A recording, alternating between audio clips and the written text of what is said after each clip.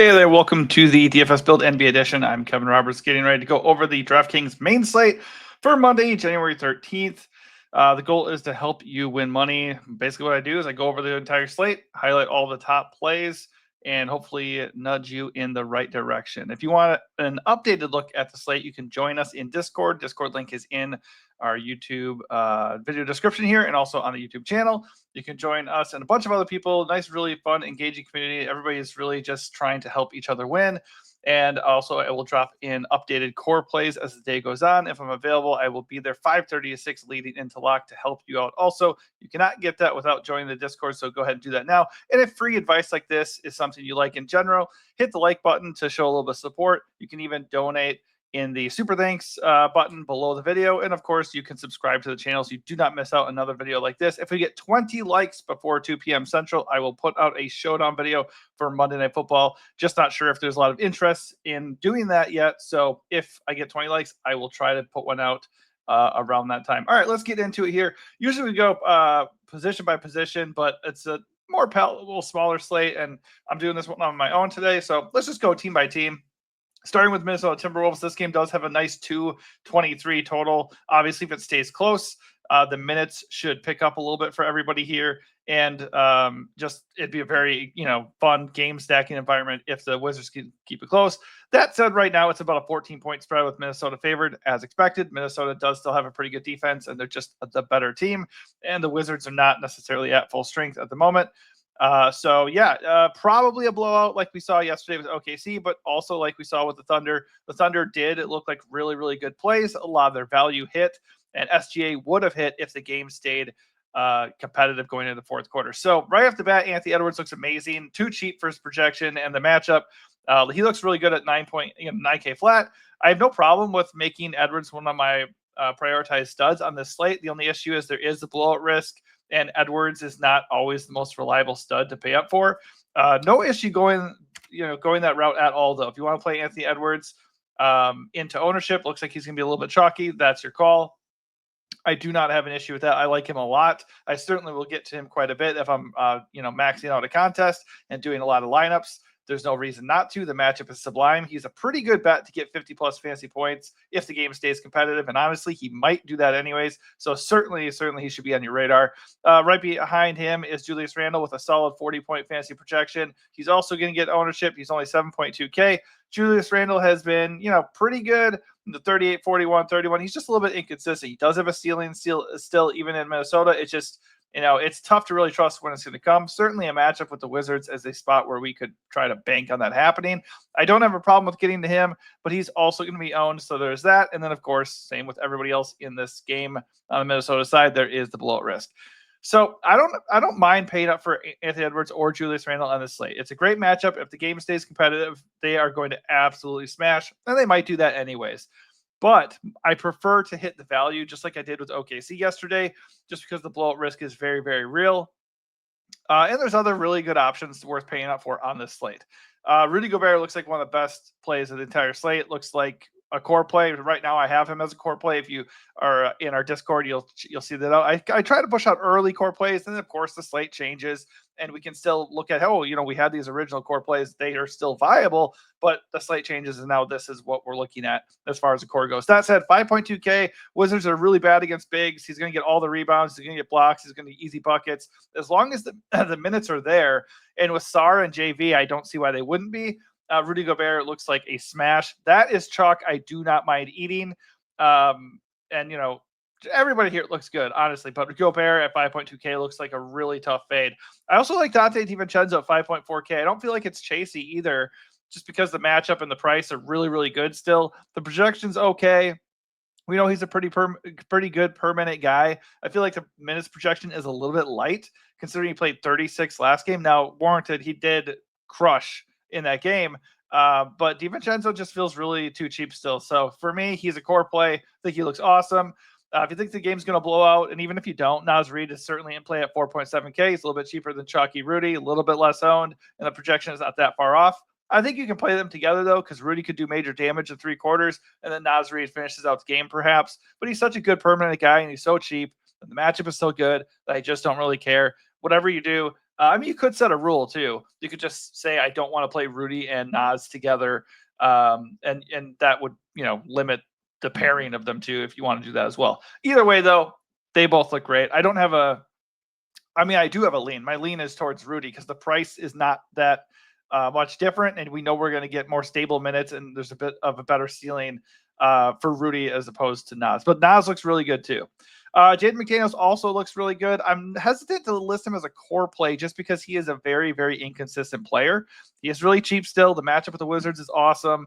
And he absolutely smashed in his last game. So McDaniels in a vacuum looks really good. Good minutes projection. If the game stays close, he's going to play like 35 minutes. We know he can excel offensively when he's hitting his shots. That is no guarantee, though. Obviously, I mean, he just has the floor for Jaden McDaniels is not fun. So his last game, he had 41 fantasy points because he had 21 real points. The previous 2 games, he had 20 and 15 fantasy points because he scored 7 and 5 real points. So anytime you're dealing with a guy that is that inconsistent and going to be chalky, I would definitely look for other options.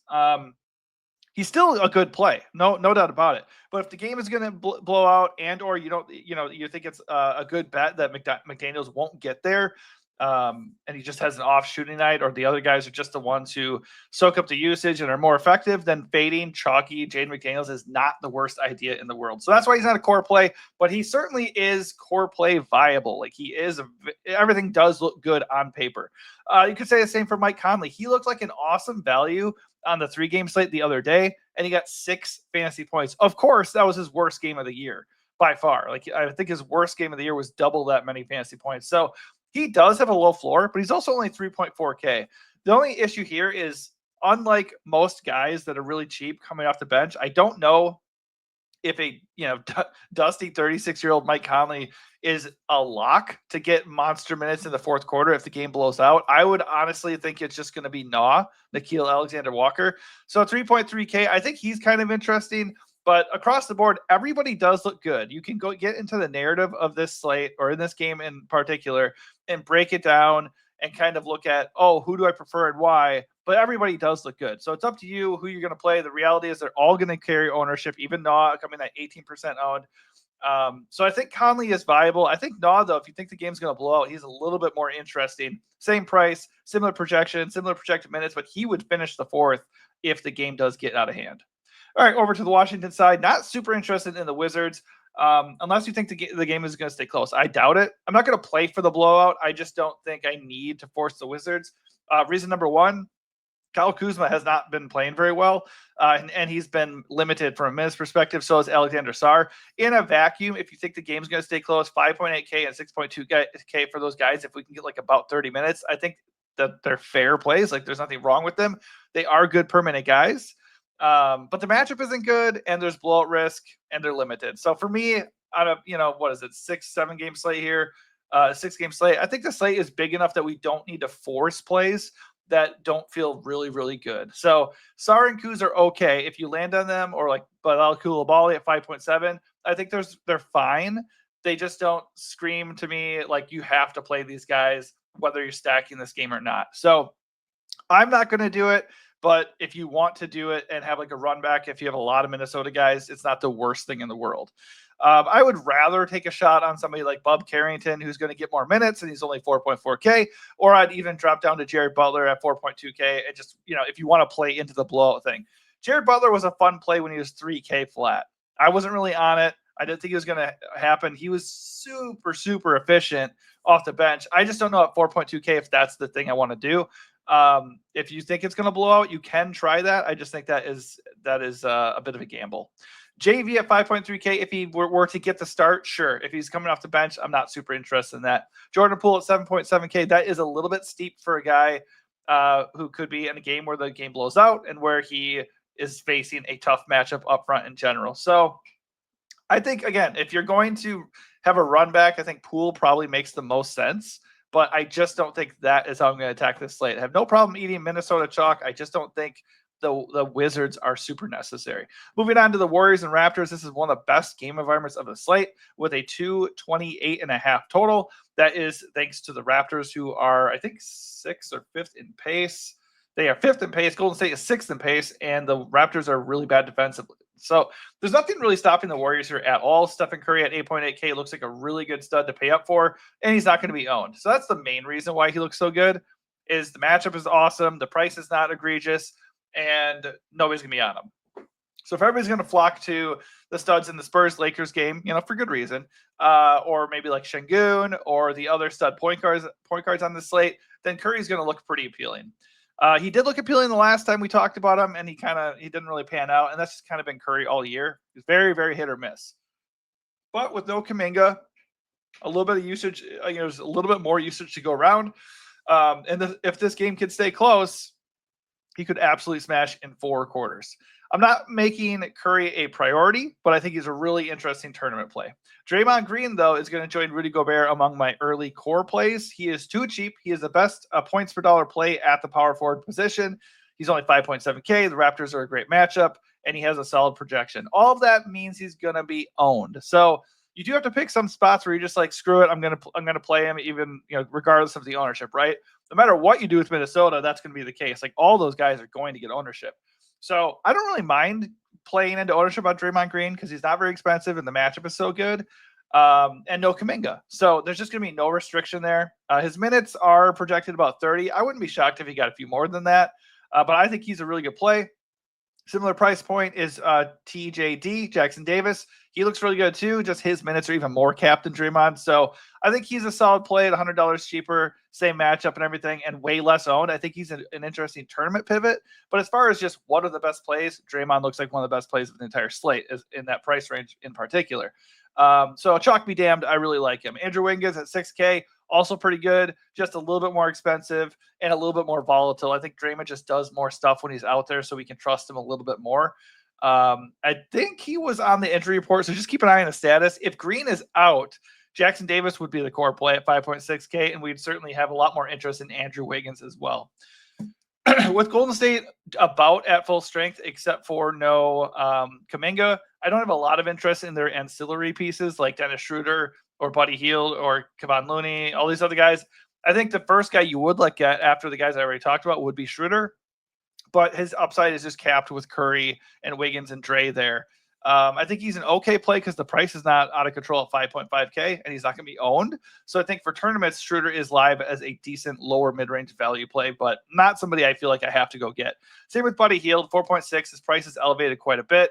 I really would have only wanted to look at Hield if Curry or Wiggins were randomly ruled out. Wiggins was out before, and he's back. So unless those guys are out, I don't think we need to go dumpster diving here for Hield or any of these other guys. And for the most part, it's just Curry in tournaments and probably just Draymond or maybe TJD a little bit. On the other side, the Raptors don't project very well because Golden State they're a pretty solid defensive team. They're not really that good of a matchup. The upside is none of the Raptors are going to be owned. So Jakob Poeltl probably stands out the most for me here just because he's only 6.6K. And in theory, if he is out there against a smaller Warriors lineup, he could wreck them pretty easily. No guarantee. Obviously, the Warriors historically do have a tendency to go small. So if they were to do that, then Poeltl could get played off the floor potentially. But he's usually a pretty good player. I mean, he's a good points per minute guy. He's going to be productive when he's out there. So if he can get 32 to 35 minutes, I think he looks like a really rock solid play at that price. And he's not going to be super owned. 12% ownership, that's not bad at all. Scotty Barnes feels a little bit cheap for the matchup, but Scotty Barnes is not going to be owned, and we know Scotty Barnes has upside. In his last game, Scotty had 45 fantasy points? Yeah, exactly. And then 54 the game before that. So we know he has a ceiling. We know he does a lot of stuff when he's out there. Very good point per minute guy. So I do have interest in Scotty Barnes at no ownership. I hate the projection. I hate the matchup, but the price is actually pretty good. So if we want to get a guy just a tier below the rock solid studs on this slate, I think Scotty does call out to me a little bit. Even more so because Emmanuel Quickley is on the injury report. If Quickley is in, just like Poeltl, Quickley looks like a solid value at 6.7K. That said, I always say this when I talk about the Raptors or like the Celtics, in these teams that have a lot of high usage guys, that they just kind of eat into each other.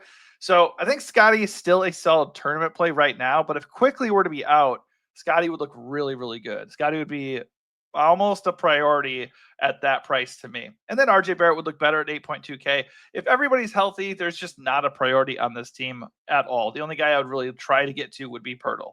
As far as value goes, Bruce Brown did produce the other day. I said he could be worth a punt. He was 3.5K with 20, 25 minutes off the bench. Not the worst dive, especially with all the interest going to Minnesota currently. Probably not one I'm going to prioritize or anything, but he won't be owned, and he is a good per minute guy. Grady Dick just is not a priority with all these guys healthy. If Quickly misses at 4.5K, Grady Dick would be a little bit more interesting. All right, we got Pistons and Knicks. This game has a 223 total. So if the Pistons can keep it close, it could be a little bit more interesting than it looks.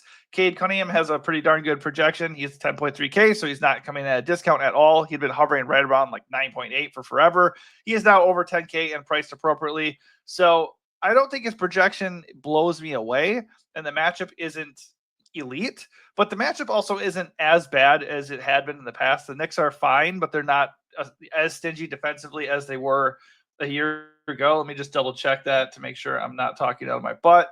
The Knicks are, they're 19th in defensive efficiency.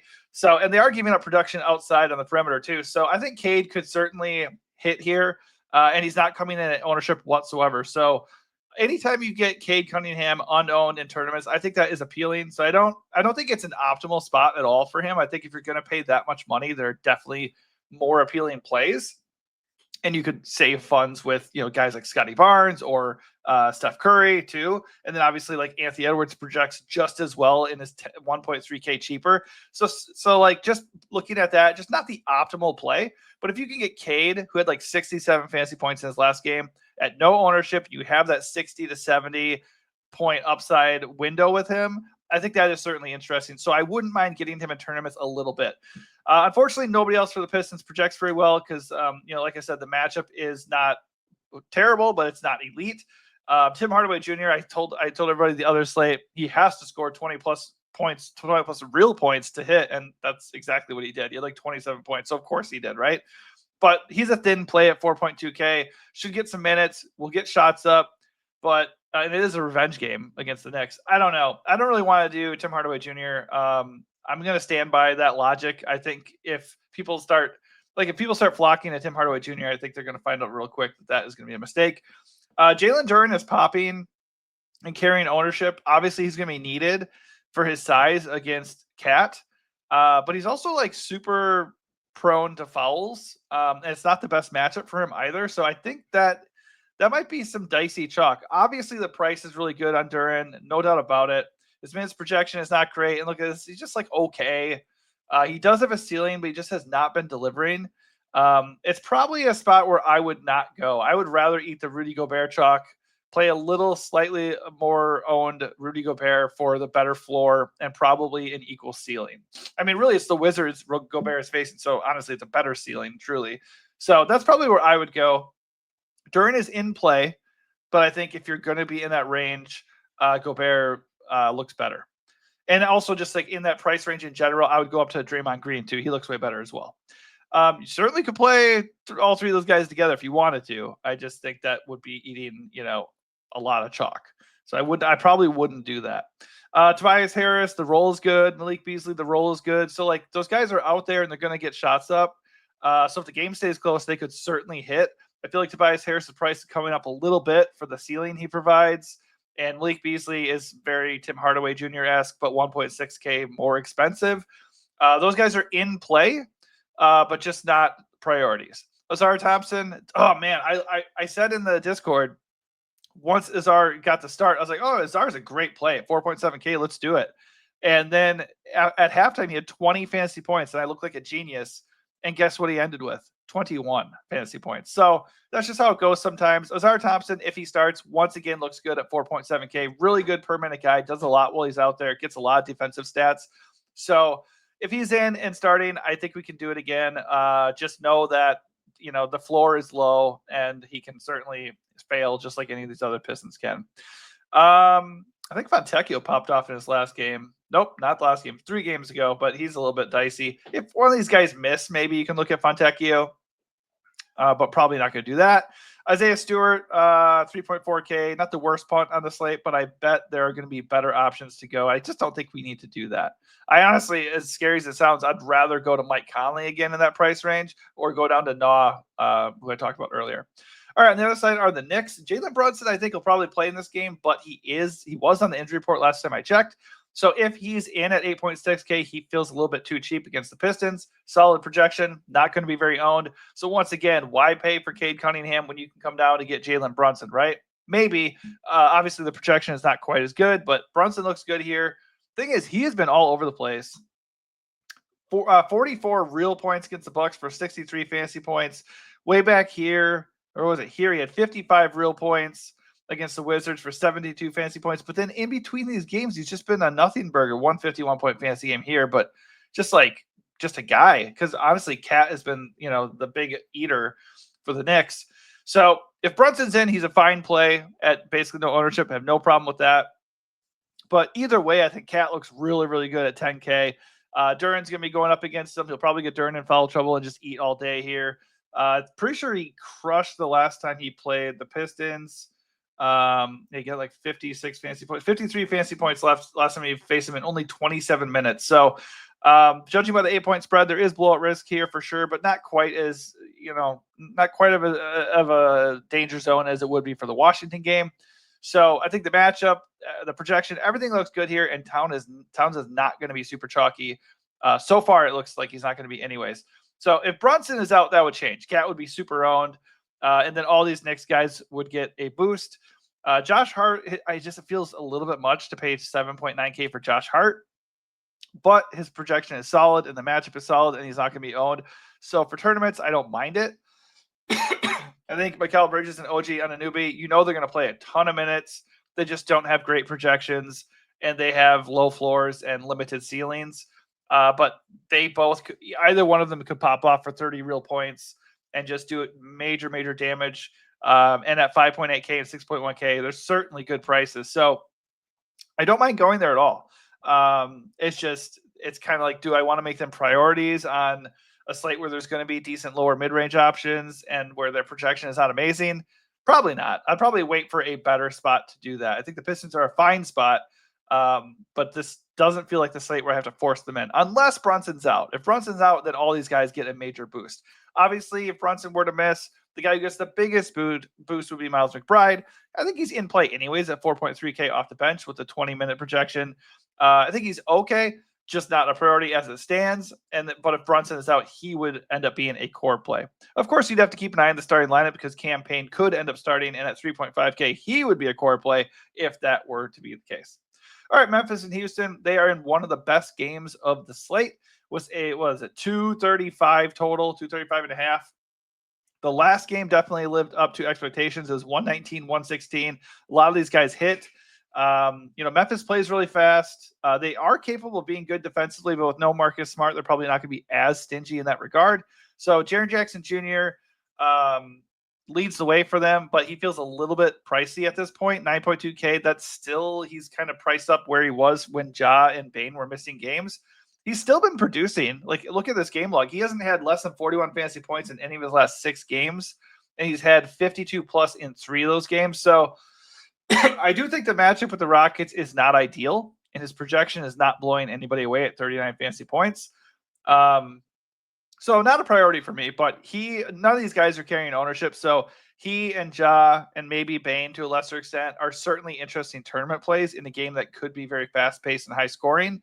I just think at 9.2K, I don't really feel the need to do JJJ. He probably is going to run into Şengün a good amount too. And, he has foul tendencies as well. So I don't like it overall. Good tournament play, not a priority.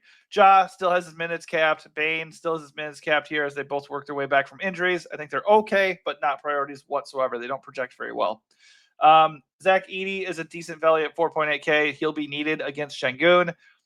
Great foul trouble risk here for sure, and he's always had his minutes cap all year, basically. Good per minute guy, though, so at 4.8K, not the worst value. I just wish he was a little bit cheaper.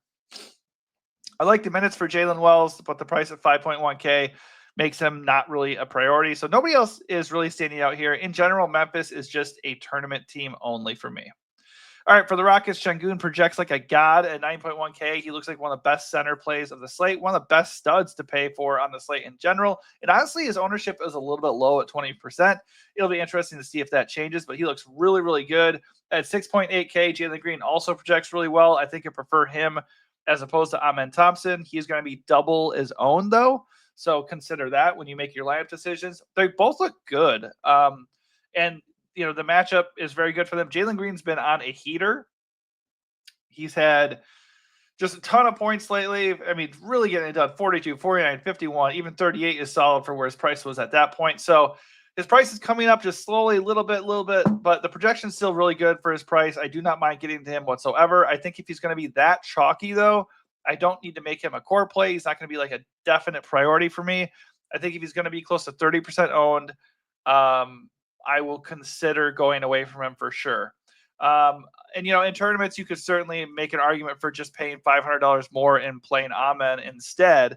Because let's be honest here, eventually Jalen Green's shot is not going to fall and he's going to be a mega bust. He's hot right now, so I don't mind riding the wave. But if you want to go away from that ownership and go find somebody else in that price range or pivot to Amen, I don't have a problem with that whatsoever. I think Fred VanVleet is kind of the odd man out in terms of the Rockets I want to target. Price is good.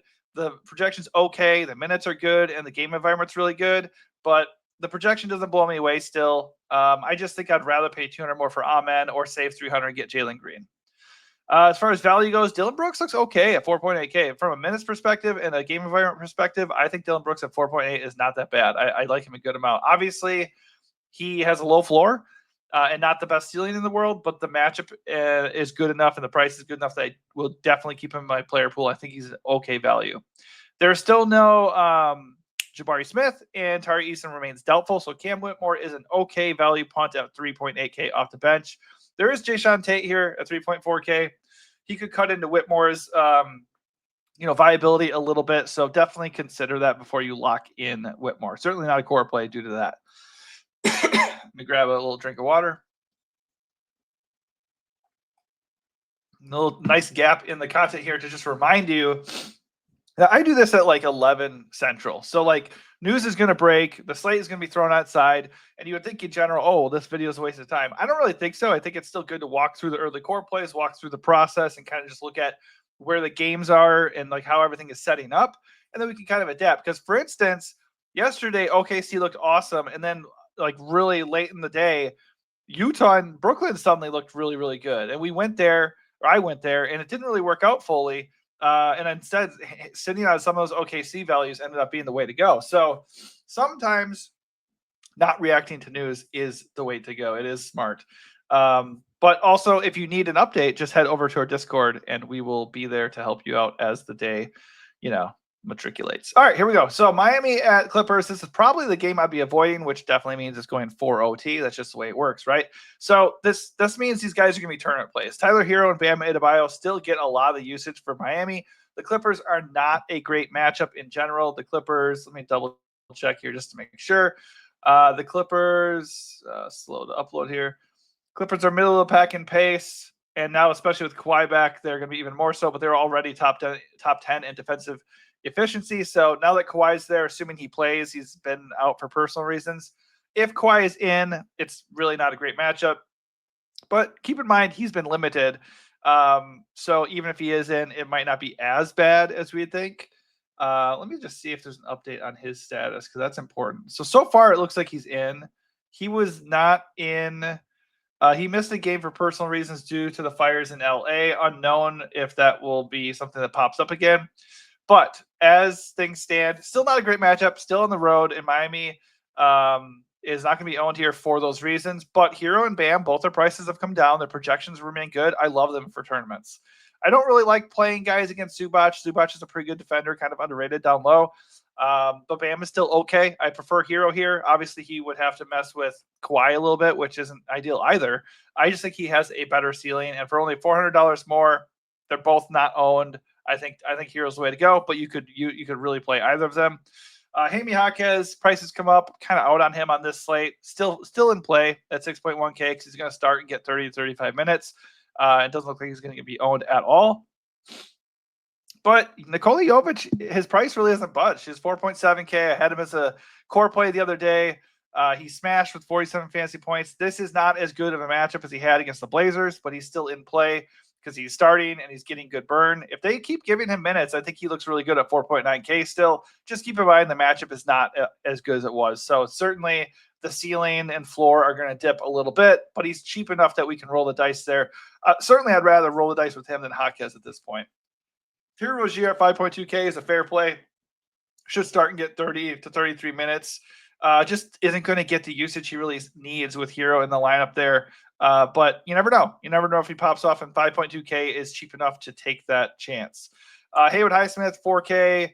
He gets decent minutes. He's going to push for like 27 to 30 minutes most nights, but he doesn't really do that much when he's out there. I feel like I said that last time, and what did he do? He got 35 fantasy points in 36 minutes. So probably he will not do that this time. But at 4K, there are worse values to be had. Just not really historically a great permanent guy, which is why I probably wouldn't be super interested. All right, over to the Clippers. James Harden pops pretty well. Solid projection. The Heat have been playing at a faster pace lately. His price has come down due to the presence of Kawhi. So I do think the ceiling is lower with Kawhi there, but honestly, he's not going to be super owned, and the price is really nice. So I actually don't mind Harden at all. I think Harden looks like a really good play. Zubac at 7.4K, he's fine. I prefer Harden for $900 more. I think Zubac's projection looks good, but I don't like playing guys against Bam, and Kawhi is just going to naturally lower his usage more than it would lower Harden's usage.